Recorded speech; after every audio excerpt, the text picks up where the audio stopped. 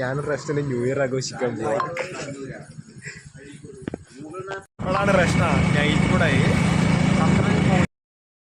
അങ്ങനെ പറഞ്ഞ പോലെ തന്നെ ഇവിടെ ബേക്കനും കാസർഗോഡ് ബേക്കൽക്കോട്ടെ ന്യൂ ഇയർ ആഘോഷിക്കുമ്പോൾ പോന്നേക്കിനെ ചായ കുടിക്കാൻ ചെറിയതാ പൂരടി കടിയൊക്കെ അങ്ങോട്ടും ഇങ്ങോട്ട് വാരി വലിച്ചെറിയാ.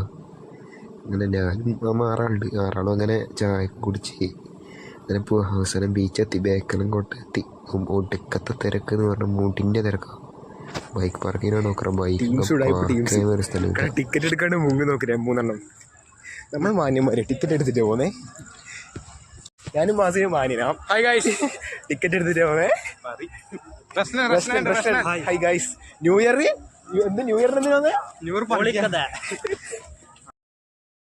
പോലെ എന്തൊക്കെ ചാടി പഠിച്ച് കയറുക.